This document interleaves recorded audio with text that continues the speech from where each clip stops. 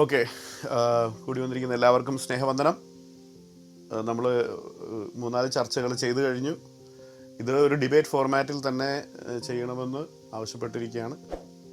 അതുകൊണ്ട് തന്നെ ഒരു ഡിബേറ്റിൻ്റെ ഫോർമാറ്റിൽ ടൈം കീപ്പ് ചെയ്തുകൊണ്ട് തന്നെ പോകാൻ ആഗ്രഹിക്കുന്നു.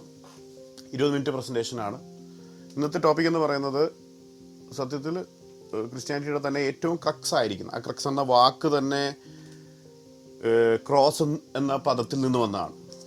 അതെന്തുകൊണ്ടാണ് ക്രക്സ് എന്ന പദം ക്രോസിൽ നിന്ന് വരാൻ കാരണമെന്ന് പറഞ്ഞാൽ അത് ഏറ്റവും ഇമ്പോർട്ടൻ്റ് ആയിരിക്കുന്ന ഒരു ആസ്പെക്റ്റാണ് എന്ന് കാണിക്കാൻ വേണ്ടി തന്നെയാണ്. അപ്പോൾ ക്രിസ്ത്യൻ ഫെയ്ത്തിൻ്റെ ഏറ്റവും ക്രൂഷ്യലായിട്ടൊരു ഡോക്ട്രിനാണ് എന്ന് തന്നെ പറയാം. അതിനതീതമായൊരു ഡോക്ട്രിൻ ഇല്ല. എന്താണ്? ഡോക്ട്രിൻ ഓഫ് അറ്റോൺമെൻറ്റ് അഥവാ ഡോക്ട്രിൻ ഓഫ് പ്രൊപ്പീഷിയേഷൻ എന്നുള്ളതാണ്. പാപപരിഹാരത്തിൻ്റെ ഉപദേശം. യേശു ക്രിസ്തുവിൻ്റെ കുരിശിലെ മരണം മനുഷ്യരുടെ പാപത്തിനുള്ള പരിഹാരമാണോ അല്ലയോ എന്നുള്ളത് വളരെ ക്രൂഷ്യലായിട്ടൊരു ഡോക്ട്രിനാണ്. അപ്പോൾ അതിനെപ്പറ്റിയാണ് ഞാൻ പറയുന്നത്. വചനത്തിൽ അത് വളരെ സ്പഷ്ടമായും വ്യംഗ്യമല്ലാത്ത ഭാഷയിൽ ഡയറക്റ്റായും പറഞ്ഞിട്ടുണ്ട്. ഇൻഡയറക്റ്റായിട്ട് പ്രൊഫസീസ് ഉണ്ട്. ഇൻഡയറക്റ്റായിട്ട് ആപ്ലിക്കേഷനെ പറ്റി പറഞ്ഞിട്ടുണ്ട്. അപ്പോൾ അതിൻ്റെ വാക്യങ്ങൾ ഇന്ന് പറയാൻ തുടങ്ങിക്കഴിഞ്ഞാൽ അനേക രീതിയിൽ പറഞ്ഞു പോകാൻ പറ്റും. എന്നാൽ പ്രസക്തമായിരിക്കുന്നത് എനിക്ക് തോന്നിയിട്ടുള്ള ചില വാക്യങ്ങൾ മാത്രം എടുക്കുന്നു. വാക്യങ്ങളുടെ ലിസ്റ്റ് ഞാൻ വേണമെങ്കിൽ ഒന്ന് കണ്ടിന്യൂസ് ആയിട്ട് വായിച്ചു പോകാം. എന്നാൽ നമ്മൾ ഈ ചർച്ചകളൊക്കെ ചെയ്യുന്നതിൻ്റെ ആത്യന്തിക ഉദ്ദേശം എന്ന് പറയുന്നത് തന്നെ ഡിഫറൻസസ് ചൂണ്ടിക്കാണിച്ച് ജയപരാജയങ്ങൾക്കപ്പുറം പുതിയ പുതിയ കാര്യങ്ങൾ ഇതുവരെ കേട്ടിട്ടില്ലാത്തവർക്ക് വചനത്തിൽ നിന്ന് ചിന്തിക്കുവാനും പഠിക്കുവാനും ഒക്കെയാണെന്നുള്ളൊരു ചിന്താഗതികൾ നമ്മൾ കാണുകയാണ്. എന്നെ സംബന്ധിച്ചിടത്തോളം ഞാനൊരു പ്രൊട്ടസ്റ്റന്റ് ഫെയ്ത്തിൽ നിൽക്കുന്നു. അപ്പോൾ തീർച്ചയായിട്ടും അത് ക്രിസ്ത്യൻ ഫെയ്ത്തിൻ്റെ ക്രക്സ് മാത്രമല്ല, പ്രൊട്ടസ്റ്റന്റ് ഫെയ്ത്തിൽ എല്ലാ കൃപകളും, ദൈവത്തോട് അടുക്കുന്ന എല്ലാ കൃപകളും കുരിശിൽ നിന്ന് ഒഴുകുന്ന ഒരു കൺസെപ്റ്റാണ്. ദൈവത്തിൻ്റെ സകല മഹിമയും ദൈവം പ്രദർശിപ്പിക്കുന്നത് കുരിശിൽ നിന്നാണ്. സ്നേഹം മാത്രമല്ല, നീതി മാത്രമല്ല, തന്നെ രക്ഷിക്കാനുള്ള ശക്തിയും നമ്മളോടുള്ള സകല കാരുണ്യവും സകല വിധത്തിൽ നമ്മെ തന്നോട് അടുപ്പിക്കേണ്ടതിന് ചെയ്ത സകല പ്രവൃത്തികളും കുരിശിൽ പൂർത്തിയായി എന്ന് നമുക്ക് കാണാൻ സാധിക്കും. ചില വാക്യങ്ങൾ ഞാൻ തുടങ്ങാം. റോമാലേഖനം 3-ാം അധ്യായത്തിൽ പറയുന്നത് പൗലോസ് അപ്പോസ്തലൻ ഒരു പ്ലാറ്റ്ഫോം ഇടുകയാണ്. 1-2 അധ്യായങ്ങളിൽ പൗലോസ് അപ്പോസ്തലൻ പറഞ്ഞത് ജാതികളിൽ ന്യായപ്രമാണം കിട്ടാഞ്ഞതുകൊണ്ട് യഹൂദർക്ക് പ്രത്യേകിച്ച് വിശേഷം ഒന്നുമില്ല. കാരണം അവരുടെ മനസ്സാക്ഷിയിൽ ന്യായപ്രമാണമുണ്ട്. ആ 1-2 അധ്യായങ്ങളുടെ ബേസിക്ക് തന്നെ ഒരു പ്രത്യേക പ്ലാറ്റ്ഫോമിലേക്ക് കൊണ്ട് 3-ാം അധ്യായത്തിൽ പറയുന്നത് 23-ാം വാക്യം, ഒരു വ്യത്യാസവുമില്ല, എല്ലാവരും പാപം ചെയ്തു ദൈവതേജസ് ഇല്ലാത്തവരായി തീർന്നു. 3:23 24-ാം വാക്യത്തിൽ പറയുന്നത് അവൻ്റെ കൃപയാൽ ക്രിസ്തുയേശുവിങ്കലെ വീണ്ടെടുപ്പ് മൂലം സൗജന്യമായത്ര നീതീകരിക്കപ്പെടുന്നു. അപ്പോൾ യേശു ക്രിസ്തു മുഖാന്തരം നീതീകരിക്കപ്പെടുന്ന കാര്യമാണ് പറയുന്നത്. അത് എങ്ങനെയാണെന്ന് അടുത്ത വാക്യത്തിൽ പറയുന്നു, വിശ്വസിക്കുന്നവർക്ക് അവൻ തൻ്റെ രക്തം മൂലം പ്രായശ്ചിത്തമാകുവാൻ ദൈവം അവനെ പരസ്യമായി നിർത്തിയിരിക്കുന്നു. അപ്പോൾ വിശ്വസിക്കുന്നവർക്ക് യേശു ക്രിസ്തുവിൻ്റെ രക്തം മൂലം പ്രായശ്ചിത്തമുണ്ടെന്നും അങ്ങനെ അതിനുവേണ്ടിയാണ് പരസ്യമായി നിർത്തിയിരിക്കുക എന്ന് പറയുന്നത് സുവിശേഷത്തിൻ്റെ ആ സന്ദേശത്തെ, യേശു ക്രിസ്തുവിനെ വരച്ച് കാണിക്കുന്ന ഒരു സന്ദേശത്തെ സൂചിപ്പിക്കുന്നു. അടുത്ത വാക്യത്തിൽ പറയുന്നു, ഇത് ദൈവം തൻ്റെ നീതിയെ പ്രദർശിപ്പിക്കാൻ. ഞാൻ ആദ്യം പറഞ്ഞതുപോലെ കുരിശിലെ പ്രവൃത്തി ദൈവത്തിൻ്റെ നീതിയെ പ്രദർശിപ്പിക്കുന്ന. അപ്പോൾ കൂടുതൽ വാക്യങ്ങൾ നമ്മൾ ചിന്തിക്കുമ്പോൾ ശ്രദ്ധിക്കേണ്ട കാര്യം അടിസ്ഥാനമായി പറയുന്നത് യേശു ക്രിസ്തു സാത്താനുമായിട്ട് സമ്പാദിക്കുന്ന സമയത്ത് പറയുന്നൊരു കാര്യമുണ്ട്. ഒരു വേദഭാഗം മാത്രം എടുത്ത് നമ്മളൊരു കൺക്ലൂഷനിലെത്താൻ സാധ്യമല്ല. കാരണം സാത്താൻ അങ്ങനെ ഒരു വാക്യം എടുത്തിട്ടാണ് പറയുന്നത്. എന്നാൽ കർത്താവ് പറയുന്ന ഒരു റിപ്ലൈ ഉണ്ട്, ഇറ്റ് ഈസ് ഓൾസോ റിട്ടൺ, ഇങ്ങനെയും എഴുതിയിരിക്കുന്നു. ഞാൻ ഫോക്കസ് ചെയ്യാൻ ആഗ്രഹിക്കുന്നത് ഇങ്ങനെയും എഴുതിയിരിക്കുന്നു. കാരണം നമ്മുടെ കർത്താവായ യേശു ക്രിസ്തുവിൻ്റെ കുരിശിലെ ആ യാഗത്തിൽ ഏതെങ്കിലും ഒരു ആസ്പെക്റ്റ് മാത്രം എടുത്താൽ തെറ്റിപ്പോകാൻ സാധ്യതയുണ്ട്. അങ്ങനെയുള്ള ചിന്തകൾക്ക് അതീതമായിരിക്കണം നമ്മുടെ വിശ്വാസം. വചനത്തിൽ ഇങ്ങനെയും എഴുതിയിരിക്കുന്നു, യേശു ക്രിസ്തുവിൻ്റെ കുരിശുമരണത്തെ പറ്റി ഇങ്ങനെയും എഴുതിയിരിക്കുന്നു. അതുകൊണ്ട് ആ ആസ്പെക്റ്റുകളെല്ലാം നമ്മൾ സ്വീകരിക്കേണ്ടതാകുന്നു, വിശ്വസിക്കേണ്ടതാകുന്നു. ദൈവനിശ്വാസ്യമായ തിരുവെഴുത്തുകളിൽ കർത്താവായ യേശു ക്രിസ്തുവിൻ്റെ കുരിശുമരണത്തിൽ പറഞ്ഞിരിക്കുന്ന എല്ലാ ആസ്പെക്റ്റും നമുക്ക് വിശ്വസിക്കേണ്ടതാണ്. നമുക്ക് റിജക്റ്റ് ചെയ്യാൻ ഓപ്ഷൻ അങ്ങനെ വചനം തരുന്നില്ല. കൂടുതൽ വാക്യത്തിലേക്ക് ഞാൻ കടക്കാം. 1 യോഹന്നാൻ 2:2 നമ്മൾ വായിക്കുന്നു, അവൻ നമ്മുടെ പാപങ്ങൾക്ക് പ്രായശ്ചിത്തമാകുന്നു. കുരിശുമരണത്തെക്കുറിച്ചാണ് പറയുന്നത്. നമ്മുടെ ഇതിന് മാത്രമല്ല, സർവ്വലോകത്തിൻ്റെ തന്നെ. എന്താണ് അവിടെ ഉദ്ദേശിച്ചിരിക്കുന്നത് എന്നുള്ളത് തൽക്കാലം വിടുന്നു. സർവ്വലോകം എന്നുള്ളത് മറ്റൊരു ദിവസത്തേക്ക് ഞാൻ വിടുന്നു. പക്ഷേ ഇവിടെ ഫോക്കസ് ചെയ്യാൻ ആഗ്രഹിക്കുന്നത് യോഹന്നാൻ പൗലോസിനെ പോലെ തന്നെ സാക്ഷ്യപ്പെടുത്തുന്നത് യേശു ക്രിസ്തു നമ്മുടെ പാപങ്ങൾക്ക് പ്രായശ്ചിത്തമാകുന്നു എന്നുള്ളതാണ്. കൂടുതൽ വാക്യങ്ങൾ പുതിയ നിയമത്തിലേക്ക് ഞാൻ വരാം. പഴയ നിയമത്തിൽ തന്നെ ഇത് വളരെ വ്യക്തമായിട്ട് പറഞ്ഞിട്ടുണ്ട്. സഹനദാസൻ എന്ന കൺസെപ്റ്റ് യേശയ്യാ 53 അധ്യായത്തിൽ നമ്മൾ കാണുന്നു. അതിൽ എല്ലാവർക്കും ഇതൊക്കെ ഈ വാക്യങ്ങൾ പരിചയമുള്ളതാണ്. പക്ഷേ ഞാൻ ചൂണ്ടിക്കാണിക്കാൻ ആഗ്രഹിക്കുന്ന ആസ്പെക്റ്റുകളെ മാത്രം ഫോക്കസ് ചെയ്യണം, അല്ലെങ്കിൽ ഇത് എല്ലാവർക്കും അറിയാവുന്ന കാര്യമല്ലേ എന്ന് ചിന്തിക്കും. യെശയ്യായുടെ പ്രവചനം 53 അധ്യായം 4 വാക്യത്തിൽ ഇങ്ങനെയാണ് നമ്മൾ വായിക്കുന്നത്: സാക്ഷാൽ നമ്മുടെ രോഗങ്ങളെ അവൻ വഹിച്ചു, നമ്മുടെ വേദനകളെ അവൻ ചുമന്നു, ദൈവം അവനെ ശിക്ഷിച്ചും അടിച്ചും ദണ്ഡിപ്പിച്ചും ഇരിക്കുന്നു എന്ന് വിചാരിച്ചു. അതായത് നമുക്ക് പ്രതിപകരമായ ഒരു സഹനദാസൻ എന്ന രീതിയിൽ ക്രൈസ്റ്റിൻ്റെ അറ്റോണിങ് വർക്കിൽ നമുക്ക് കാണാൻ സാധിക്കും. എന്താണ് ഇതിൻ്റെ അർത്ഥം? ഹെബ്രായ ലേഖനം നമ്മളെ ഓർമ്മിപ്പിക്കുന്നത് രക്തം ചൊരിഞ്ഞിട്ടല്ലാതെ വിമോചനമില്ല. ഹെബ്രായർ 9:22. അത് ആ പ്രിൻസിപ്പിൾ പഴയ നിയമത്തിൽ നിന്ന് തന്നെ പറഞ്ഞിരിക്കുകയാണ്. ലേവ്യ പുസ്തകത്തിൽ പറഞ്ഞിരിക്കുന്നത് അതിൻ്റെ യാഗപീഠത്തിന്മേൽ പ്രായശ്ചിത്തം കഴിപ്പാൻ അത് ഞാൻ നിങ്ങൾക്ക് തന്നിരിക്കുന്നു. എന്താണ്? മാംസത്തിൻ്റെ ജീവൻ അതിൻ്റെ രക്തത്തിലല്ലോ ഇരിക്കുന്നത്. 17:11 ലേവ്യ പുസ്തകത്തിൽ പറഞ്ഞിരിക്കുന്നു. അതുകൊണ്ട് രക്തമല്ലോ ജീവൻ മൂലമായി പ്രായശ്ചിത്തമാകുന്നത്.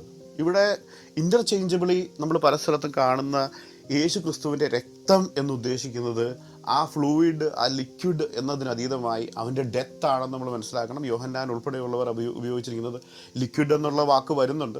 പക്ഷെ പല സ്ഥലത്തും അവൻ്റെ മരണം മൂലം ദൈവം തൻ്റെ രക്തത്താൽ വീണ്ടെടുത്തു എന്ന് നമ്മൾ മനസ്സിലാക്കുമ്പോൾ അവൻ്റെ മരണമെന്ന് നമുക്ക് ആ യുഫമിസ്റ്റിക് ലാംഗ്വേജിൽ നമ്മൾ മനസ്സിലാക്കേണ്ടതാണ്. ഇനി റോമാലേഖനം നമ്മൾ വായിക്കുന്നു, എന്താണ് ഇതിൻ്റെ നെസസിറ്റി എന്ന് റോമാലേഖനം നമ്മൾ വായിക്കുന്നു. ഏക മനുഷ്യനാൽ പാപം, മരണം ലോകത്തിലേക്ക് പ്രവേശിച്ചതുപോലെ 5:12 മുതലായവയിലേക്ക് നമ്മൾ പോകുമ്പോൾ അങ്ങനെ ഏക മനുഷ്യനാൽ ആദം മൂലം മരണം ഒക്കെ ലോകത്തിലേക്ക് വന്നതുപോലെ അനുസരണക്കേടിനാൽ, ആദത്തിൻ്റെ അനുസരണക്കേടിനാൽ സകലരും പാപികളായതുപോലെ ഏകൻ്റെ അനുസരണത്താൽ ദൈവരൂപത്തിലിരിക്കുമ്പോൾ അവൻ മുറുകെ പിടിച്ചുകൊള്ളണമെന്ന് വിചാരിക്കാതെ അവൻ്റെ മഹിമകളെ വെടിഞ്ഞ് ഈ ഭൂമിയിലേക്ക് വന്നത് തന്നെ ഈ ഒരു പർപ്പസിലേക്കാണ്. ഈ ഒരു പർപ്പസിന് വേണ്ടി തന്നെയാണ് കർത്താവ് ഭൂമിയിലേക്ക് വന്നതെന്ന് നമുക്ക് കാണാൻ സാധിക്കും. ഇനി പിതാവായ ദൈവം തൻ്റെ പുത്രനെ അയച്ചത് തൻ്റെ സ്നേഹം പ്രദർശിപ്പിക്കാനാണ്. ഞാൻ പറഞ്ഞു, എല്ലാ ആസ്പെക്റ്റും നമ്മൾ ഒരുപോലെ കൺസിഡർ ചെയ്യണം, വിശ്വസിക്കേണ്ടതാകുന്നു. 1 യോഹന്നാൻ 4:10 നമ്മൾ വായിക്കുന്നു, നമ്മൾ ദൈവത്തെ സ്നേഹിച്ചതല്ല, ദൈവം നമ്മെ സ്നേഹിച്ചു തൻ്റെ പുത്രനെ നമ്മുടെ പാപങ്ങൾക്ക് പരിഹാരമായി അയച്ചത് തന്നെയാകുന്നു സാക്ഷാൽ സ്നേഹം. അതായത് ദൈവം സ്നേഹമാകുന്നു എന്ന് മാത്രം പറയുന്നതിലല്ല, ദൈവം സ്നേഹമാകുന്നു അതിൻ്റെ പ്രദർശനം മാത്രമല്ല, അതിനുവേണ്ടി ദൈവം ഒരു പ്രവൃത്തിയും കൂടി അവിടെ ചെയ്യുന്നുണ്ട്. അത് വെറും ഒരു എക്സാമ്പിൾ അല്ല എന്ന് ഞാൻ സൂചിപ്പിക്കുകയാണ്. അതിൻ്റെ ആസ്പെക്റ്റ് അവിടെ 1 യോഹന്നാൻ 4:10 നമ്മൾ കാണുന്നു. പിന്നെ നമ്മൾ കണ്ടു എങ്ങനെയാണ് ആ സാക്രിഫൈസിൻ്റെ ബെനിഫിഷ്യറി ആകുന്നതെന്ന് ഞാൻ ആദ്യം സൂചിപ്പിച്ച വാക്യത്തിൽ നമ്മൾ കാണുന്നുണ്ട്. വിശ്വസിക്കുന്നവർക്ക് അവൻ്റെ രക്തം മൂലം പ്രായശ്ചിത്തമാകുവാൻ ദൈവം അവനെ പരസ്യമായി നിർത്തിയിരിക്കുന്നു. അപ്പോൾ ഓട്ടോമാറ്റിക്കായിട്ട് എല്ലാവരും എല്ലാവരും ഓട്ടോമാറ്റിക്കായിട്ട് ദൈവത്തോട് അടുക്കുന്നില്ല. റോമാലേഖനം നമ്മൾ വായിക്കുന്നത് പോലെ വിശ്വാസത്താൽ നീതീകരിക്കപ്പെട്ടിട്ട് നമ്മുടെ കർത്താവായ യേശു ക്രിസ്തു മുഖാന്തരം പിതാവായ ദൈവത്തോട്, റോമാലേഖനം 5:1 ഞാൻ പറയുന്നത്, വിശ്വാസത്താൽ നീതീകരിക്കപ്പെട്ടിട്ട്. അപ്പോൾ ദൈവത്തിന് മുമ്പാകെ നീതീകരിക്കപ്പെടുവാൻ യേശു ക്രിസ്തുവിൽ ആശ്രയിക്കുക, യേശു ക്രിസ്തുവിൻ്റെ കുരിശിലെ യാഗത്തിൽ വിശ്വസിക്കുക, അവരെ ദൈവം ഉയർപ്പിച്ചു എന്ന് വിശ്വസിക്കുക. യേശു ക്രിസ്തു ദൈവമാണെന്ന് ഓഫ്കോഴ്സ് വിശ്വസിക്കണം, അവൻ്റെ യാഗം പര്യാപ്തമാണെന്നും അതിൽ മാത്രം സർവാശ്രയം വെക്കണം. സോളസ് ക്രിസ്റ്റസ് എന്ന പോയിൻ്റാണ്. അതായത് യേശു ക്രിസ്തു എന്ന ഏകയാഗത്തിൽ അവൻ കുരിശിൽ ചൊരിഞ്ഞ രക്തത്തിൽ മാത്രം ആശ്രയം വെക്കണം. ഇതൊരു ബേസിക് ക്രിസ്ത്യാനിറ്റിയുടെ ഒരു പോയിൻ്റായിട്ട് തന്നെ വരുന്നത്. ഇതിനെ നമ്മൾ നിരാകരിക്കുകയാണെങ്കിൽ സത്യത്തിൽ ക്രിസ്ത്യൻ പ്രിൻസിപ്പിൾസ് തന്നെ മറുതലിക്കപ്പെടുന്നു എന്നുള്ള നമുക്ക് ചിന്തിക്കാനാവും. ഇനി പ്രതിപകരം ഞാൻ പറയുന്നത് പല ആസ്പെക്റ്റുകളുണ്ട്. റാൻസം, മറുവില, റീകൺസീലിയേഷൻ, അനുരഞ്ജനം, പ്രൊപ്പീഷിയേഷൻ, പ്രായശ്ചിത്തം, അറ്റോൺമെൻറ്റ് എന്ന് പറയുന്നത് പാപപരിഹാരം, സബ്സ്റ്റിറ്റ്യൂഷണറി, പ്രതിപകരം, വൈക്കേരിയസ്, എനിക്ക് പകരക്കാരനായി. ഈ ആസ്പെക്റ്റുകളെല്ലാം അനേക വേദഭാഗങ്ങൾ വായിക്കുമ്പോൾ നമ്മുടെ മനസ്സിലേക്ക് കടന്നു വരും. അങ്ങനെയാണ് ക്രിസ്തീയ ഉപദേശം ഗ്രൗണ്ടഡ് ആയിരിക്കുന്നത്. അത് ഇറഫ്യൂട്ടബിൾ ആയിരിക്കുന്നു. എന്ന് നമ്മൾ മനസ്സിലാകും. ഇനി പ്രതിപകരം എന്നുള്ളൊരു കാര്യത്തിൽ ഒരു വാക്യം ഞാൻ പറയുകയാണ്. ഒന്ന് പത്രോസ് 2:24 പത്രോസ് പറയുകയാണ്, he himself bore our sins in his body on the tree. ഒരു സെക്കൻഡ്, ഞാൻ മലയാളം നിർത്തട്ടെ. അവൻ സാക്ഷാൽ നമ്മുടെ പാപങ്ങളെ ചുമന്നുകൊണ്ട് കുരിശിൽ കയറി. നാം പാപം സംബന്ധിച്ച് മരിച്ച് നീതിക്ക് ജീവിക്കേണ്ടതിന് അവൻ തൻ്റെ ശരീരത്തിൽ നമ്മുടെ പാപങ്ങളെ ചുമന്നുകൊണ്ട് കുരിശിന്മേൽ കയറി. അവൻ്റെ അടിപ്പിണരാൽ നിങ്ങൾക്ക് സൗഖ്യം വന്നിരിക്കുന്നു. പത്രോസ് യെശയ്യായിൽ പറയുന്ന ആ പ്രോഫസിയോട് ഇൻലൈനായിട്ട് പറയുകയാണ്, നമ്മുടെ പാപങ്ങളെ ചുമന്നുകൊണ്ട്. എന്തിനു വേണ്ടി? ഒരു പർപ്പസ് പറയുന്നുണ്ട്. നാം പാപം സംബന്ധിച്ച് മരിച്ച് നീതിക്ക് ജീവിക്കേണ്ടതിന് നമ്മുടെ പാപങ്ങളെ ചുമന്നുകൊണ്ട് അവൻ കുരിശിൽ കയറി. വ്യക്തമായിട്ടും നമ്മുടെ പാപത്തിന് വേണ്ടിയാണ് കർത്താവായ യേശു ക്രിസ്തു മരിച്ചതെന്ന് സുവ്യക്തമായിട്ട് ഇവിടെ പറയുന്നുണ്ട്. ഇനി മറുവില എന്ന് പറയുന്ന ഒരു ആസ്പെക്റ്റ്, ദൈവം ഒരുവൻ, ദൈവത്തിനും മനുഷ്യരുടെ ഇടയിൽ ഒരേ ഒരു മധ്യസ്ഥൻ, നമ്മുടെ എല്ലാവർക്കും വേണ്ടി മറുവിലയായ നമ്മുടെ കർത്താവായ യേശു ക്രിസ്തു. എല്ലാവർക്കും വേണ്ടി മറുവിലയായ നമ്മുടെ കർത്താവായ യേശു ക്രിസ്തു. മറുവില എന്ന ആസ്പെക്റ്റ് നമ്മൾ മത്തായി സുവിശേഷത്തിലും കാണുന്നുണ്ട്. മനുഷ്യപുത്രൻ വന്നിരിക്കുന്നത് ശുശ്രൂഷ സ്വീകരിപ്പാനല്ല, ശുശ്രൂഷിപ്പാനും അനേകർക്ക് തൻ്റെ ജീവനെ മറുവിലയായി കൊടുപ്പാൻ. ഈ പത്രോസ് പറഞ്ഞ ഒരു ആസ്പെക്റ്റ് തന്നെ യോഹന്നാൻ പറയുന്നുണ്ട്. ഇതാ, ലോകത്തിൻ്റെ പാപങ്ങൾ ചുമക്കുന്ന ദൈവത്തിൻ്റെ കുഞ്ഞാണ് കർത്താവ്. ലോകത്തിൻ്റെ പാപങ്ങൾ ചുമക്കുന്ന കുഞ്ഞാടാണ്. അതിൻ്റെ സ്കോപ്പിൻ്റെ കാര്യമൊന്നും ഞാൻ ചർച്ച ചെയ്യുന്നില്ല. പക്ഷേ ഒരു കാര്യമുണ്ട്, കർത്താവ് നമ്മുടെ പാപങ്ങളെ ചുമന്നു എന്ന് അസന്നിഗ്ധമായിട്ട് അവിടെ തെളിയിക്കാൻ സാധിക്കും. ഞാൻ കൂടുതൽ സമയം എടുക്കുന്നില്ല. ഗോസ്പൽ തന്നെ യേശു ക്രിസ്തുവിൻ്റെ കുരിശിലെ പൂർത്തിയായ പ്രവൃത്തിയുടെ പ്രത്യേകതയിൽ ആസ്പദമാണ്. നമ്മൾ യേശു ക്രിസ്തുവിൻ്റെ രക്തത്തിൽ പാപപരിഹാരമില്ല എന്ന് പറയുന്നത് ഗോസ്പലിനെ നിഷേധിക്കലാണ്. നമ്മൾ യേശു ചെയ്ത പരമയാഗത്തിൽ മാത്രമാണ് ക്രിസ്ത്യാനിയുടെ ഏക പ്രത്യാശ എന്ന് പറയുന്നത്. എഫേസ്യർ പറയുന്നത്, അവനിൽ ആശ്രയിച്ചിട്ട് അവൻ്റെ രക്തത്താൽ നമുക്ക് അതിക്രമങ്ങളുടെ മോചനം എന്ന വീണ്ടെടുപ്പുണ്ട്. അവനിൽ ആശ്രയിച്ചിട്ട് അവൻ്റെ രക്തത്താൽ നമുക്ക് അതിക്രമങ്ങളുടെ മോചനം എന്ന വീണ്ടെടുപ്പുണ്ട്. എഫേസ്യർ 1:7. അപ്പോൾ നമ്മൾ മനസ്സിലാക്കുന്നത് യേശു ക്രിസ്തുവിൻ്റെ രക്തം നമ്മുടെ പാപങ്ങളുടെ പരിഹാരമാണ്. ഞാൻ ക്വിക്കായിട്ട് എത്ര സമയം എനിക്ക് മിച്ചമുണ്ടെന്ന് അറിയത്തില്ല, കുറച്ച് വാക്യങ്ങൾ ഞാൻ പറഞ്ഞു പോകാം. ഇതൊന്നും പുതിയ വാക്യങ്ങളല്ല, പക്ഷേ യേശു ക്രിസ്തുവിൻ്റെ കുരിശിലെ ബലിയിൽ എന്താണ് സംഭവിച്ചതെന്ന് എല്ലാ ആസ്പെക്റ്റും നമ്മൾ വിശ്വസിക്കേണ്ടതാകുന്നു. അത് പാപപരിഹാരത്തിനാകുന്നു. വചനം അസന്നിഗ്ധമായി പറയുന്നു. ശ്രദ്ധിക്കേണ്ട കാര്യം, ഒരേ ഒരു ആസ്പെക്റ്റ് മാത്രമല്ല വിശ്വസിക്കേണ്ടത്. മത്തായി സുവിശേഷം നമ്മൾ വായിക്കുന്നത് പോലെ ഇങ്ങനെയും എഴുതിയിരിക്കുന്നു. വചനത്തിൽ പറഞ്ഞിരിക്കുന്നതൊക്കെയും വിശ്വസിക്കാൻ നമ്മൾ ബാധ്യസ്ഥരാണ്. കുറച്ച് വാക്യങ്ങൾ ഞാൻ മിച്ചമുള്ള സമയത്ത് ഓടിച്ചു പോവുകയാണ്. ഓക്കെ, മോർ ദാൻ 7 minutes ആണ്, ഓടിച്ചു പോവുകയാണ്. പത്രോസ് 3:18 ക്രിസ്തു നമ്മെ ദൈവത്തോട് അടുപ്പിക്കേണ്ടതിന് നീതിമാനായി നീതി കെട്ടവർക്ക് വേണ്ടി പാപം നിമിത്തം ഒരിക്കൽ കഷ്ടം അനുഭവിച്ചു.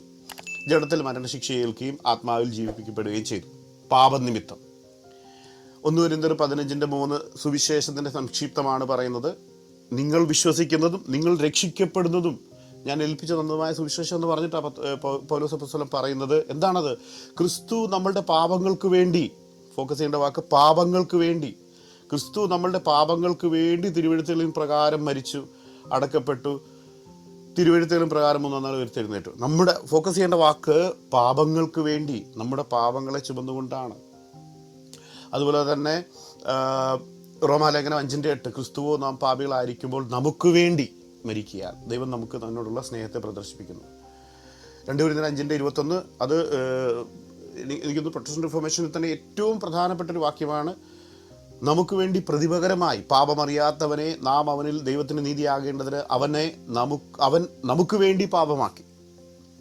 പാപമറിയാത്തവനെ നമുക്ക് വേണ്ടി, അതിനൊരു പർപ്പസ് ഉണ്ട്. നാം അവനിൽ ദൈവത്തിന് നീതിയാകേണ്ടതിന് ക്രിസ്തുയേശുവിനെ പാപമാക്കി. നമ്മുടെ പാപം അവൻ ചുമന്നു എന്നുള്ള ആസ്പെക്റ്റും നമുക്ക് പ്രതിപകരമായി അവൻ കുരിശിൽ കയറി എന്ന ആസ്പെക്റ്റും ഇവിടെ അൺയുക്തിവാക്കിൽ തെളിയിക്കപ്പെടുകയാണ്. റോമാലേഖനം 5:10 നമ്മൾ കാണുന്നു, ശത്രുക്കളായിരിക്കുമ്പോൾ തന്നെ നമുക്ക് അവൻ്റെ പുത്രൻ്റെ മരണത്താൽ ദൈവത്തോട് നിരപ്പ് വന്നുവെങ്കിൽ നിരന്ന ശേഷം നാം അവൻ്റെ ജീവനാൽ എത്രയധികം രക്ഷിക്കപ്പെടും. ഇവിടെ റിക്കൺസീലിയേഷൻ എന്ന ആസ്പെക്റ്റ് കാണുകയാണ്. ദൈവത്തോട് പാപികളായി അകന്നുപോയ മനുഷ്യർ നിരക്കുന്ന ഏക വഴി എന്ന് പറയുന്നത് കർത്താവായ യേശു ക്രിസ്തു പ്രത്യേകാൽ അവൻ്റെ പ്രതിപകര പ്രായശ്ചിത്ത പാപപരിഹാര യാഗമരണത്തിലൂടെയാണ്. പ്രതിപകര പ്രായശ്ചിത്ത പാപപരിഹാര യാഗമരണത്തിലാണ്. ശത്രുക്കളായിരിക്കുമ്പോൾ തന്നെ ശത്രുവാണ് നിരപ്പ് പ്രാപിക്കേണ്ടത്. മനുഷ്യർ ശത്രുക്കളാണ്, പാപികളായ സർവ്വ മനുഷ്യർ ശത്രുക്കളാണ്. എന്നാൽ കർത്താവായ യേശു ക്രിസ്തുവിൽ വിശ്വസിച്ചിട്ട് റോമാലേഖനം 5:1 വായിച്ച് 10-ാം വാക്യത്തിലേക്ക് വരുമ്പോൾ അതെങ്ങനെ സംഭവിച്ചു എന്നുള്ളതാണ്. വിശ്വാസത്താൽ നീതീകരിക്കപ്പെട്ടിട്ട് കർത്താവായ യേശു ക്രിസ്തു മുഖാന്തരം നമുക്ക് ദൈവത്തോട് സമാധാനമുണ്ട് എന്ന് നമുക്ക് കാണാൻ സാധിക്കും. അപ്പോൾ ദൈവത്തോട് നിരക്കുന്ന റീകൺസീലിയേഷൻ ശുശ്രൂഷ തന്നെ അതിൻ്റെ അടിസ്ഥാനം കർത്താവായ യേശു ക്രിസ്തുവിൻ്റെ മരണമാണ് എന്ന് നമുക്ക് അറിയാൻ സാധിക്കും. കൊളോസിലേഖനത്തിൽ നമ്മൾ പറയുന്നു, അതിക്രമങ്ങളൊക്കെയും നമ്മോട് ക്ഷമിച്ച് ചട്ടങ്ങളാൽ നമുക്ക് വിരോധവും പ്രതികൂലമായിരുന്ന കൈയെഴുത്തും വായിച്ച് കുരിശിൽ തറച്ച് നടുവിൽ നിന്ന് നീക്കി കളഞ്ഞു. ഇവിടെ ഒരു ആക്ച്വൽ അറ്റോൺമെൻറ്റ് നമ്മൾ കാണുന്നു. യേശു ക്രിസ്തു കുരിശിൽ നമുക്ക് വിരോധമായിരുന്ന കൈയെഴുത്ത് മായിച്ചു എന്ന് നമുക്ക് കാണാൻ സാധിക്കും. അവിടെ വേറൊരു കാര്യം നമ്മൾ കാണുന്നുണ്ട്. അതിക്രമങ്ങളൊക്കെയും നമ്മോട് ക്ഷമിച്ചു. എവിടെയാണ്? On the cross. കൊളോസ്യർ 2:14. ഓൺ ദി ക്രോസ് ആണ് ഇത് ചെയ്തത്. ഓൺ ദി ക്രോസ് ആണ് ഇത് നടക്കുന്നത്. മർക്കോസും ഈ കാര്യം സാക്ഷ്യപ്പെടുത്തുകയാണ്. മനുഷ്യപുത്രൻ ശുശ്രൂഷ ചെയ്യുവാനല്ല, ശുശ്രൂഷിപ്പാനും അനേകർക്ക് വേണ്ടി തൻ്റെ ജീവനെ മറുവിലയായി കൊടുക്കുവാനും. സ്വർഗത്തിലെ ഗ്രേറ്റ് സെലിബ്രേഷൻ എന്ന് പറയുന്നത് 4-ാം അധ്യായത്തിൽ സൃഷ്ടിച്ചതിനെ ഓർത്ത് ദൈവത്തെ സ്തുതിക്കുന്നു. 5-ാം അധ്യായത്തിൽ റിഡംഷനെ ഓർത്ത്. എങ്ങനെയാണ് അതിൻ്റെ ക്രക്സ് എന്ന് പറയുന്നത്? അതിൻ്റെ പ്രധാനപ്പെട്ട പോയിന്റ് 9-ാം വാക്യത്തിൽ പറയുന്നത്, നീ അറുക്കപ്പെട്ട് നിന്റെ രക്തത്താൽ സകല എവരി ടങ് ട്രൈബ് നേഷൻ, സർവ്വഭാഷയിലും വംശത്തിലും ഗോത്രങ്ങളിലുമുള്ള നിന്നുമുള്ള ജനത്തെ ദൈവത്തിനായി വിലയ്ക്ക് വാങ്ങി. വീണ്ടും മറുവിലയായിട്ടുള്ളൊരു ആസ്പെക്റ്റ് നമ്മൾ കാണുന്നു. ദൈവം മറുവില കൊടുത്തു. എവിടെയാണ്? അറുക്കപ്പെട്ട സമയത്ത്. നേരത്തെ നമ്മൾ വായിച്ചതുപോലെ തൻ്റെ ജീവനെ മറുവിലയായിട്ട് കൊടുപ്പാനത്രേ വന്നത്. മർക്കോസ് 10:40 നമ്മൾ വായിക്കുന്നു. മർക്കോസ് സാക്ഷ്യപ്പെടുത്തുന്നത് തന്നെ യേശു പറയുകയാണ്, താൻ തന്നെ പറയുകയാണ്, മനുഷ്യപുത്രൻ വന്നിരിക്കുന്നത് അതിന് തന്നെയാണ് വന്നിരിക്കുന്നത്, ജീവനെ മറുവിലയായി കൊടുക്കുവാൻ. ഇനി നമ്മുടെ ജീവിക്കുന്നതിൻ്റെ ഗലാത്യർ 2:20 ഒരു ക്രിസ്ത്യാനിയുടെ ആസ്പെക്റ്റ് തന്നെ ഇങ്ങനെ എനിക്ക് വേണ്ടി തന്നെത്താൻ ഏൽപ്പിച്ചു കൊടുത്ത ദൈവപുത്രങ്ങളുടെ വിശ്വാസത്താൽ അത്ര ജീവിക്കുന്നു. നമ്മളങ്ങനെ എനിക്ക് വേണ്ടി അല്ല, പ്രതിപകരം പാപപരിഹാരവും ഒക്കെ എടുത്തു കളഞ്ഞാൽ പിന്നെ ക്രിസ്ത്യൻ ഫെയ്ത്തിന് തന്നെ നിലനിൽപ്പില്ല എന്ന് നമുക്ക് മനസ്സിലാവും. 1 യോഹന്നാൻ 3:5 നമ്മൾ വായിക്കുന്നു, പാപങ്ങളെ നീക്കുവാനും പ്രത്യക്ഷനായി. മനുഷ്യൻ്റെ പാപങ്ങളുമായിട്ടുള്ള ബന്ധമാണ്. പാപങ്ങളെ നീക്കുവാൻ അവൻ പ്രത്യക്ഷനായി. തിമോത്തിയോസിൽ നമ്മൾ കണ്ടു. 1 തിമോത്തി 2:5 നമ്മൾ എല്ലാവർക്കും വേണ്ടി മറുവിലയായി. ഒന്നുകൂടി ഓർപ്പിച്ചെന്നേ ഉള്ളൂ. അതുപോലെ തന്നെ റോമർ 8:32 സ്വന്തം പുത്രനെ ആദരിക്കാതെ നമുക്ക് എല്ലാവർക്കും വേണ്ടി ഏൽപ്പിച്ചത്. നമുക്ക് വേണ്ടി ഉണ്ടോ? പ്രതിപകരം എന്ന ഒരു ആസ്പെക്റ്റ്, വൈക്കേരിയസ്, സബ്സ്റ്റിറ്റ്യൂഷണറി എന്നുള്ളൊരു ആസ്പെക്റ്റ് നമുക്ക് കാണാൻ സാധിക്കും. അടുത്ത എബ്രായർ 2:9 എങ്കിലും ദൈവകൃപയാൽ എല്ലാവർക്കും വേണ്ടി മരണം ആസ്വദിപ്പാൻ, എല്ലാവർക്കും വേണ്ടി, മനുഷ്യർക്ക് വേണ്ടി മരിച്ചു എന്നുള്ളതാണ്. ഇനി പീനലായിട്ട് സബ്സ്റ്റിറ്റ്യൂഷണറി അറ്റോൺമെൻ്റ് ആണെന്ന് നമുക്ക് കാണാൻ സാധിക്കുന്നത്. റോമർ 8:3 ജഡത്താലുള്ള ബലഹീനത നിമിത്തം ന്യായപ്രമാണത്തിന് കഴിയാത്തതിനെ സാധിപ്പാൻ ദൈവം തൻ്റെ പുത്രനെ പാപജഡത്തിൻ്റെ സാദൃശ്യത്തിലും പാപനിമിത്തവും അയച്ചു, പാപത്തിന് ജഡത്തിൽ ശിക്ഷ വിധിച്ചു. പീനൽ സബ്സ്റ്റിറ്റ്യൂഷണറി അറ്റോൺമെൻറ്റിന് ഒരു വലിയൊരു സ്ട്രോങ് വാക്യമാണ് റോമർ 8:3. മനുഷ്യർക്ക് കഴിയാത്തതിനെ സാധിപ്പാൻ, മനുഷ്യരുടെ രക്ഷ സാധ്യമാക്കുന്നത് ന്യായപ്രമാണത്താലല്ല, തൻ്റെ പുത്രനായ യേശു ക്രിസ്തു മുഖാന്തരം അവൻ കുരിശിൽ ചൊരിഞ്ഞ ആക്ച്വൽ അറ്റോൺമെൻറ്റിലാണ് അവൻ പാപത്തിന് അവൻ്റെ ജഡത്തിൽ ശിക്ഷ വിധിച്ചു, പാപം നിമിത്തം അയച്ചു. വന്നത് തന്നെ ഈ പർപ്പസിനാണ്, അതിനുവേണ്ടിയാണ് മനുഷ്യാവതാരം എന്ന് തന്നെ നമുക്ക് കാണാൻ സാധിക്കും. അത് തന്നെ ഹെബ്രായ ലേഖനം 9:28 സാക്ഷ്യപ്പെടുന്നു. ക്രിസ്തുവും അങ്ങനെ തന്നെ അനേകരുടെ പാപങ്ങളെ ചുമപ്പാൻ ഒരിക്കൽ അർപ്പിക്കപ്പെട്ടു. ഉണ്ടോ? പാപങ്ങളെ ചുമപ്പാനാണ് ക്രിസ്തു അർപ്പിക്കപ്പെട്ടത്.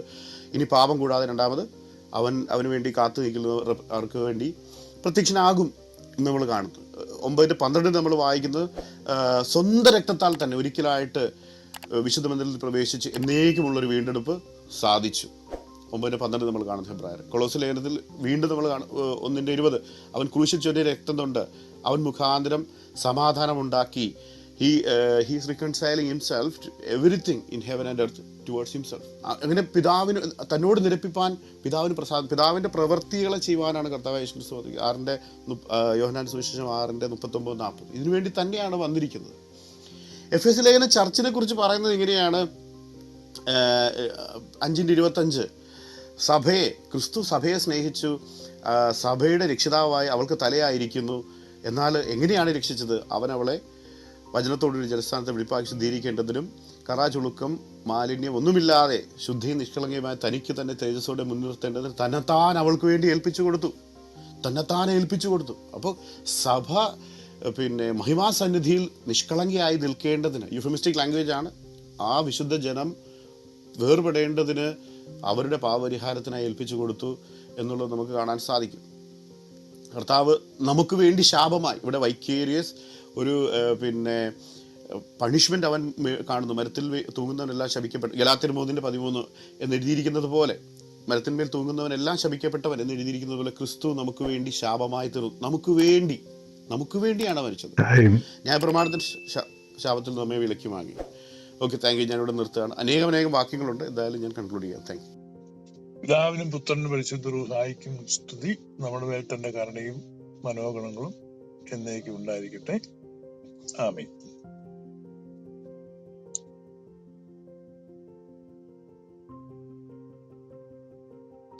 നമ്മുടെ വാഴ്ത്തപ്പെട്ട കർത്താവായ യേശു മിശിഹായുടെ ക്രൂശീകരണത്തെ സംബന്ധിച്ചാണ് ഇന്ന് നമ്മൾ ഈ സംവാദത്തില് ആയിരിക്കുന്നത്. വിശുദ്ധ ലൂക്കോസിന്റെ സുവിശേഷം 22-ാമത്തെ അധ്യായത്തിൽ അതിന്റെ 66-ാം വാക്യം നമ്മളിങ്ങനെ വായിക്കുന്നു. നേരം വെളുത്തപ്പോൾ ജനത്തിന്റെ മൂപ്പന്മാരായ മഹാപുരോഹിതന്മാരും ശാസ്ത്രിമാരും വന്നുകൂടി അവനെ ന്യായാധിപ സംഘത്തിൽ വരുത്തി, നീ ക്രിസ്തു എങ്കിൽ ഞങ്ങളോട് പറയുക എന്ന് പറഞ്ഞു. അവൻ അവരോട്, ഞാൻ നിങ്ങളോട് പറഞ്ഞാൽ നിങ്ങൾ വിശ്വസിക്കുകയില്ല, ഞാൻ ചോദിച്ചാൽ ഉത്തരം പറയുകയുമില്ല. And if I also ask you, you will not answer me nor let me go. ഞാൻ പറഞ്ഞാലും നിങ്ങൾ എന്നെ വിട്ടയക്കുകയില്ല. യേശുക്രിസ്തു പറയാണ്, ഞാൻ പറഞ്ഞാലും നിങ്ങൾ എന്നെ വിട്ടയക്കുകയില്ല. ഞാൻ ക്രിസ്തുവാണ് എന്ന് സമ്മതിച്ചാൽ നിങ്ങൾ വിശ്വസിക്കുകയില്ല, നിങ്ങൾ എന്നെ വിട്ടയക്കുകയില്ല. ഇനി ഞാൻ ക്രിസ്തു അല്ലെന്ന് പറഞ്ഞാലും നിങ്ങൾ എന്നെ വിട്ടയക്കുകയില്ല. അപ്പൊ അന്തിമ നിമിഷത്തിലും ക്രൂശീകരണം ഒഴിവാക്കുന്ന ഒരു ചർച്ചയാണ് അവിടെ നടക്കുന്നത്. കർത്താവ് പറയാം, നിങ്ങളേതായാലും എന്നെ ക്രൂശിക്കാൻ തീരുമാനിച്ചിരിക്കുന്നു. അത് ക്രിസ്തു ആണ് എന്നുള്ളതിന്റെ അടിസ്ഥാനത്തിലല്ല ആ ക്രൂശീകരണം നടക്കുന്നത്. യഹൂദന്റെ ക്രിസ്തുവിനെ അങ്ങനെ ക്രൂശിക്കണം എന്നായിരുന്നു തിരുവെഴുത്തുകളെങ്കിൽ ക്രിസ്തു ആണെന്ന് പറഞ്ഞാൽ അവർ ക്രൂശിക്കും. ഇപ്പൊ ക്രിസ്തു ആണെന്ന് അറിഞ്ഞിട്ടല്ലല്ലോ ക്രൂശിക്കുന്നത്. വളരെ പ്രസക്തിയുള്ള ഒരു ഭാഗമാണ് നമ്മളവിടെ വായിക്കുന്നത്. ക്രിസ്തീയ സഭയുടെ ചരിത്രത്തിൽ മനുഷ്യരുടെ പാപം യേശുക്രിസ്തുവിന്റെ മേൽ ചുമത്തി അതിന്റെ ശിക്ഷയായിട്ട് യേശു ക്രൂശിക്കപ്പെട്ടു എന്നുള്ള സിദ്ധാന്തം വളരെ വൈകി മാത്രം ക്രിസ്തീയ ലോകത്ത് പ്രത്യക്ഷപ്പെട്ട ഒന്നാണ്.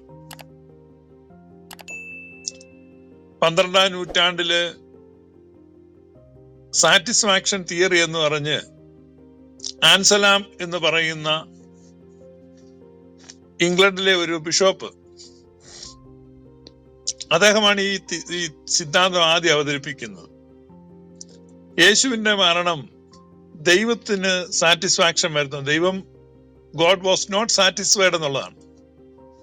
അപ്പൊ അസംതൃപ്തനായ ഒരു ദൈവം, അസന്തുഷ്ടിയുള്ള ഒരു ദൈവം, അസ്വസ്ഥതയുള്ള ഒരു ദൈവം, ഈ ദൈവത്തിന്റെ അസ്വസ്ഥതയെയും അസന്തുഷ്ടിയെയും മാറ്റാൻ ദൈവത്തിന്റെ പുത്രൻ കുരിശിൽ മരിച്ചു. ദൈവം സാറ്റിസ്ഫൈഡ് ആയി മനുഷ്യവർഗത്തോടുള്ള ബന്ധത്തിൽ. ഇതായിരുന്നു ആ സിദ്ധാന്തം. പിന്നീട് പ്രൊട്ടസ്റ്റന്റ് നവീകരണം വന്നു കഴിഞ്ഞപ്പോ ഈ സാറ്റിസ്ഫാക്ഷൻ സിദ്ധാന്തത്തെ കുറെ കൂടെ പരിഷ്കരിച്ച് അതിനൊരു ലീഗൽ ഫോർമാറ്റ് കൊടുത്ത് പീനൽ സബ്സ്റ്റിറ്റ്യൂഷൻ അറ്റോൺമെന്റ് തിയറി എന്നുള്ള ഒരു സിദ്ധാന്തം അവതരിപ്പിക്കപ്പെട്ടു. 16-ാം നൂറ്റാണ്ടിലാണ്. പിന്നീടുള്ള 5 നൂറ്റാണ്ടുകൾ ലോകത്ത് ക്രിസ്ത്യാനിറ്റിയുടെ പേരിൽ പ്രചരിപ്പിക്കപ്പെട്ടത് ഈ പീനൽ സബ്സ്റ്റിറ്റ്യൂഷൻ അറ്റോൺമെന്റ് തിയറിയാണ്. അഥവാ 1500 വർഷം ക്രിസ്തീയ ലോകത്ത് കേട്ടുകേൾവി പോലും ഇല്ലാതിരുന്ന ഈ നവീന സിദ്ധാന്തം ക്രിസ്ത്യാനിറ്റിയുടെ മുഖമുദ്രയായി മാറി, ക്രിസ്ത്യാനിറ്റിയുടെ പ്രധാനപ്പെട്ട ഉപദേശമായി മാറി. ഈ സിദ്ധാന്തം പ്രചരിപ്പിക്കുന്നവരുടെ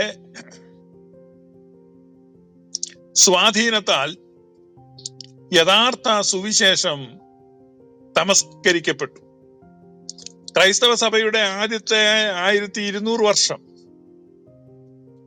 അല്ലെ ഏറെക്കുറെ 1500 വർഷം ഇപ്രകാരം ഒരു സിദ്ധാന്തമില്ലായിരുന്നു. അപ്പോ ആദിമ വിശ്വാസം എന്തായിരുന്നു? ക്രിസ്തുവിനെ സംബന്ധിച്ച് വളരെ തെറ്റായ ഒരു പഠിപ്പിക്കൽ. അപ്പൊ ചരിത്ര വിരുദ്ധമായ, സഭാവിരുദ്ധമായ, തിരുവെഴുത്തുകൾക്ക് വിരുദ്ധമായ, മനുഷ്യന്റെ കേവല യുക്തിക്ക് പോലും വിരുദ്ധമായ ഒരു അബദ്ധ സിദ്ധാന്തമാണ് ഈ ക്രിസ്തു മറ്റു മനുഷ്യരുടെ പാപങ്ങൾക്ക് വേണ്ടി മരിച്ചു എന്ന് പറയുന്ന ഈ സിദ്ധാന്തം. അതിന്റെ കാരണങ്ങൾ പലതുണ്ട്. ഒന്നാമതായി, ബൈബിൾ വളരെ വ്യക്തമായിട്ട് പറയുന്നു, 2 രാജാക്കന്മാരുടെ പുസ്തകം 14-ാം അധ്യായത്തിൽ, 2 രാജാക്കന്മാരുടെ പുസ്തകം 14-ാം അധ്യായം 6-ാമത്തെ വാക്യം, എന്നാൽ പുത്രന്മാർക്ക് പകരം പിതാക്കന്മാരും പിതാക്കന്മാർക്ക് പകരം പുത്രന്മാരും മരണശിക്ഷ അനുഭവിക്കാൻ പാടില്ല. താന്താന്റെ പാപത്തിന് താൻ മരണശിക്ഷ അനുഭവിക്കണം എന്ന് യഹോവ കൽപ്പിച്ചതായി മോശയുടെ ന്യായപ്രമാണ പുസ്തകത്തിൽ എഴുതിയിരിക്കുന്നു. അപ്പം യഹോവ കൽപ്പിച്ചു, മോശ എഴുതി, ന്യായപ്രമാണത്തിലുണ്ട്. എന്താണ്? ഒരാളുടെ പാപത്തിന് പകരം മറ്റൊരാൾക്ക് മരിക്കാൻ പറ്റില്ല. അവനവന്റെ പാപത്തിന് വേണ്ടി മാത്രമേ അവനവൻ മരിക്കാൻ പറ്റൂ. അപ്പൊ തിരുവെഴുത്തുകൾ അനുസരിച്ച് യേശുക്രിസ്തു മരിച്ചു എങ്കിൽ അത് യേശുക്രിസ്തുവിന്റെ പാപത്തിന് വേണ്ടി മാത്രമേ മരിക്കാൻ പറ്റത്തുള്ളൂ. വേറൊരാളുടെ പാപത്തിന് വേണ്ടി മരിക്കാൻ പറ്റില്ല. അപ്പോ പറയും, ന്യായപ്രമാണം യേശു വലിയ ആളായതുകൊണ്ട് ന്യായപ്രമാണം യേശുവിനെ ബാധിക്കുന്നില്ല. അപ്പോൾ അവിടെ വീണ്ടും വിഷയമാണ്. ഗലാത്യ ലേഖനം 4-ാം അധ്യായം 4-ാം വാക്യത്തിൽ പൗലോസ് ശ്ലീഹ രേഖപ്പെടുത്തുന്നു, യേശുക്രിസ്തു ന്യായപ്രമാണത്തിന് കീഴിൽ ജനിച്ചവനാണ്. Born of a woman and born under the law. So he was under the law. ന്യായപ്രമാണത്തിന്റെ കീഴിലാണ് ജനിച്ചത്. അപ്പൊ യേശുക്രിസ്തു ന്യായപ്രമാണത്തിന്റെ കീഴിലായിരുന്നു.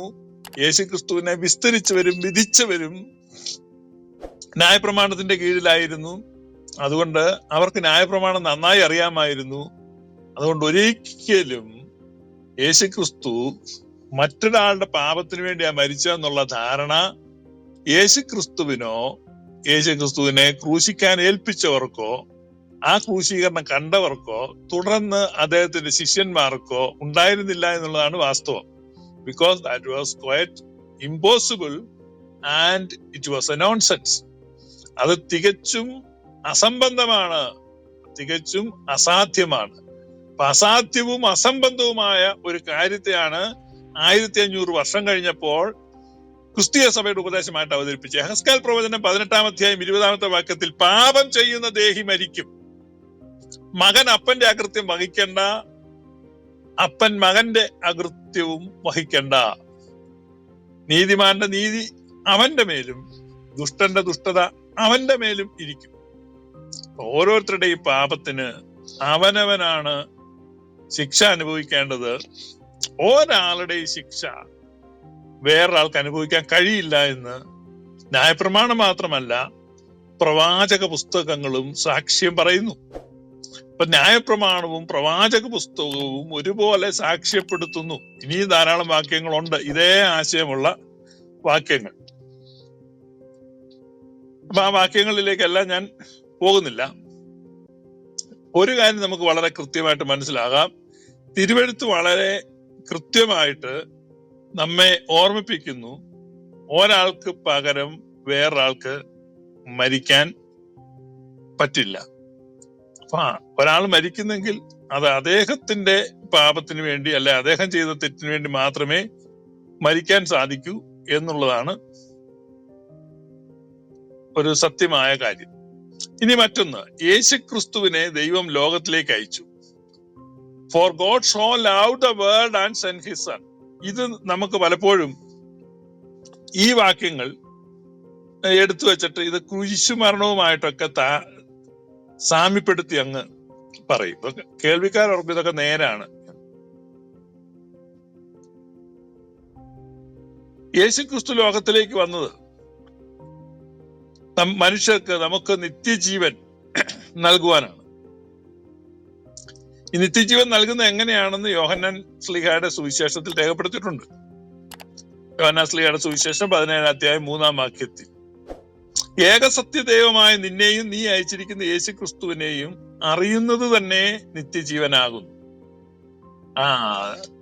They went, no, you are the only true God and Jesus Christ whom you have sent.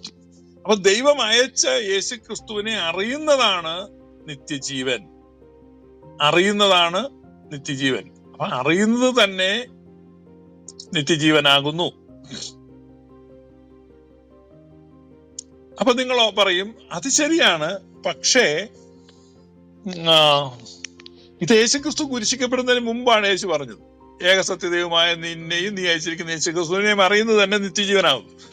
അപ്പൊ പറയാം അത് പിന്നീട് കുരിശിക്കപ്പെട്ട് ഉയർത്തെഴുന്നേറ്റ് അത് ശരിയായി എന്ന് വേണേ വാദിക്കാം. പക്ഷെ അടുത്ത വാക്യം നോക്കണം. യോഹന്നാൻ ശ്ലീഹായുടെ സുവിശേഷം 17:4, അതായത് ഏകസത്യദൈവമായ നിന്നെയും നീ അയച്ചിരിക്കുന്ന യേശുക്രിസ്തുവിനെയും അറിയുന്നത് തന്നെ നിത്യജീവനാകുന്നു. തുടർന്ന് പറയാണ്, ഞാൻ ഭൂമിയിൽ നിന്നെ മഹത്വപ്പെടുത്തി, നീ എനിക്ക് ചെയ്യുവാൻ തന്ന പ്രവൃത്തി തികച്ചിരിക്കുന്നു.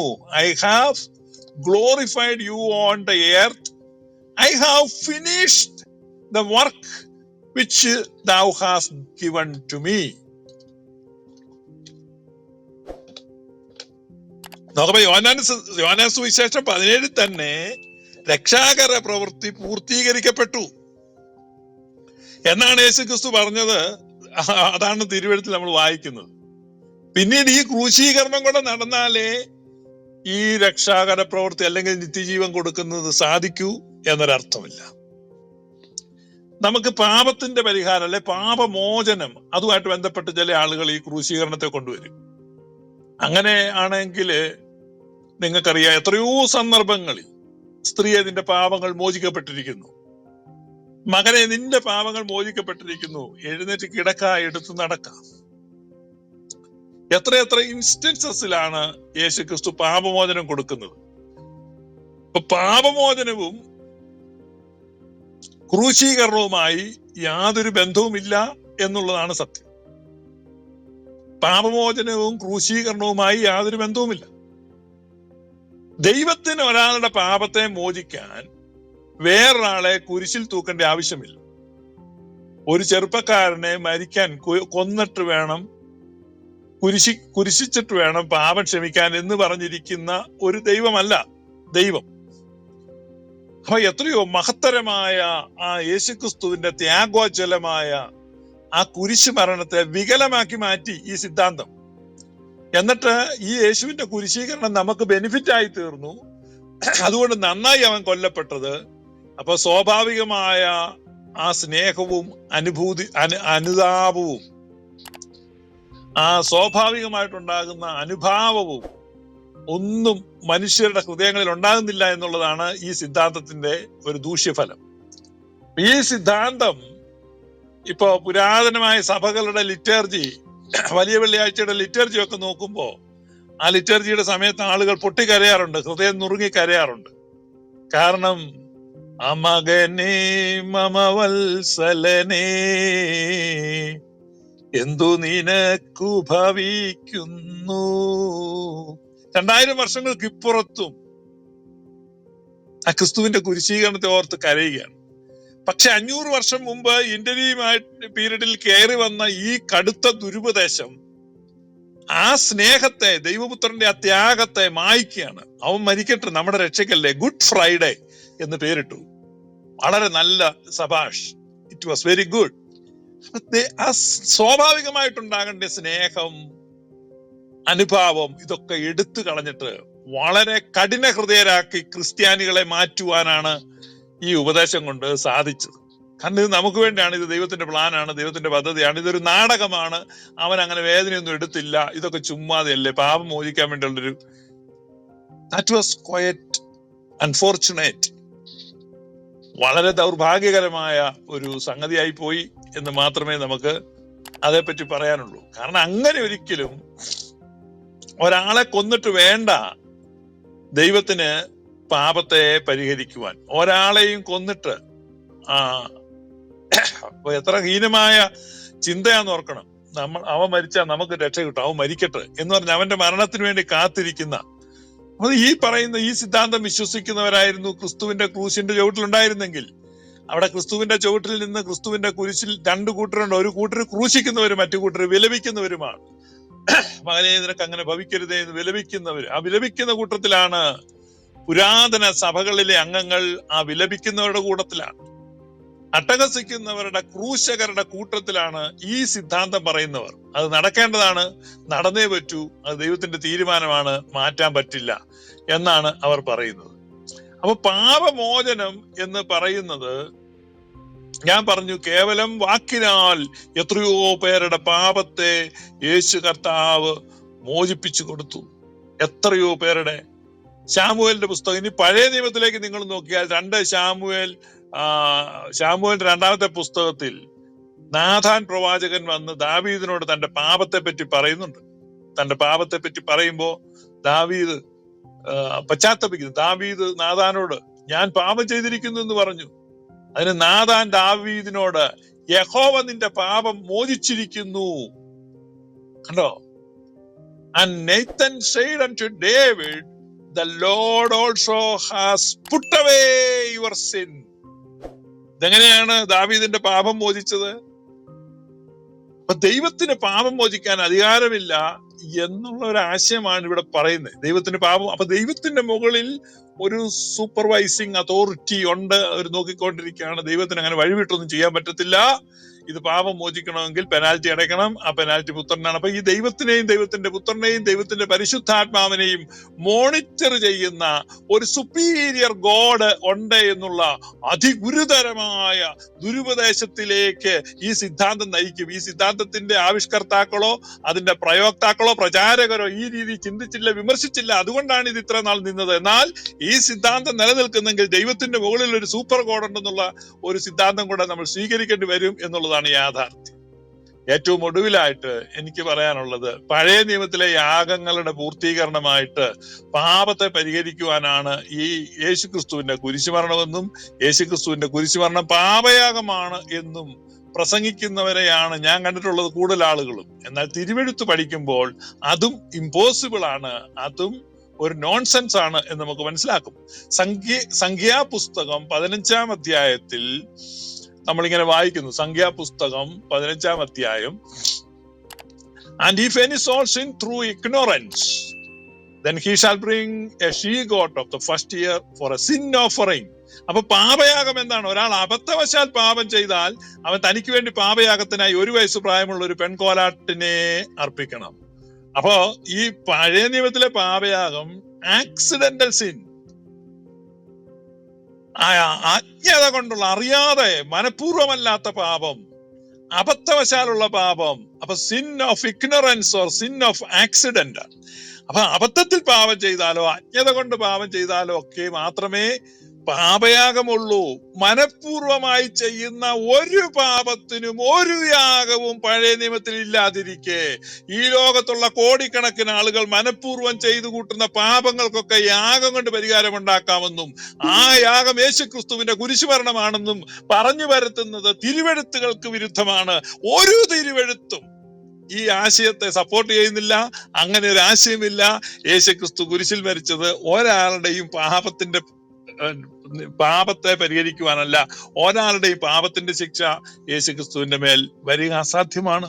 കാരണം നിങ്ങൾ ഇന്ന് ചെയ്തു കൂട്ടുന്ന പാപത്തിന്റെ ശിക്ഷ 2000 വർഷം മുമ്പ് വേറൊരാളെ ക്രൂശിച്ചു, അതുകൊണ്ട് ആ ശിക്ഷ അദ്ദേഹത്തിന് കിട്ടിയായിരുന്നു. ഇന്ന് ലോകത്തിലെ ഏതെങ്കിലും ഒരു നീതിന്യായ കോടതിയിൽ വാദിച്ച് വിജയിപ്പിക്കാൻ പറ്റുന്ന ഒരാശയമല്ല. നിങ്ങൾ ചെയ്യുന്ന ഒരു തെറ്റിന് പോലീസ് നിങ്ങളെ അറസ്റ്റ് ചെയ്താൽ 2000 വർഷം മുമ്പ് യേശു എന്റെ ഈ തെറ്റിന് വേണ്ടി മരിച്ചായിരുന്നു, അതുകൊണ്ട് എന്നെ വെറുതെ വിടണം എന്ന് ഞാൻ താഴ്മയായി അപേക്ഷിക്കുന്നു എന്ന് പറഞ്ഞാൽ 2000 വർഷം മുമ്പല്ല, ഇപ്പോൾ പോലും ഒരാൾക്ക് നിങ്ങളുടെ ശിക്ഷ ഏറ്റെടുത്തുകൊണ്ട് ജയിലിൽ പോകാൻ സാധിക്കില്ല എന്നുള്ളത് ഒരു കോമൺ സെൻസ്, ഒരു സിവിലൈസ്ഡ് പേഴ്സൺ എന്ന നിലയ്ക്ക് നിങ്ങളുടെ പരമാർത്ഥ മനസാക്ഷിയെ ഉണർത്തിക്കൊണ്ട് താഴ്മയായി ഞാൻ നിങ്ങളെ ഓർമ്മിപ്പിക്കുകയാണ്, it is a nonsense. It is impossible എന്ന് മാത്രമല്ല, it is a big nonsense. നിങ്ങൾ ചെയ്യുന്ന കുറ്റം പോലീസുകാരനോട് പറയട്ടെ, സാർ ഞാനാണ് ഈ കുറ്റം ചെയ്തത്, പക്ഷെ എനിക്ക് വേറെ ജയിലിൽ പോകാൻ, വിചാരണ നേരിടാൻ ഇയാൾ തയ്യാറാണ്, ഇയാളെ അറസ്റ്റ് ചെയ്യൂ സാർ. It's A nonsense. അതുകൊണ്ട് ഈ ആധുനിക സമൂഹത്തിൽ ചിന്തിക്കുന്ന മനുഷ്യരുടെ മുമ്പിൽ, റാഷണലായിട്ട് ചിന്തിക്കുന്നവരുടെ മുമ്പിൽ ഇത്തരത്തിലുള്ള പരമ അബദ്ധ ഉപദേശം, ദൈവപുത്രനായ യേശുക്രിസ്തുവിന്റെ തേജസ്സുള്ള സുവിശേഷത്തിന്റെ പകരം ഇത്തരം പൊട്ടത്തരങ്ങൾ അവതരിപ്പിച്ച് കർത്താവിന്റെ നാമത്തെ ദുഷിപ്പിക്കരുതെന്ന് മാത്രം പറഞ്ഞുകൊണ്ട് ഞാൻ എന്റെ വാക്കുകളെ ചുരുക്കുന്നു. ദൈവമായ കർത്താവ് നിങ്ങളെ എല്ലാവരെയും അനുഗ്രഹിക്കുമാറാകട്ടെ. May God bless.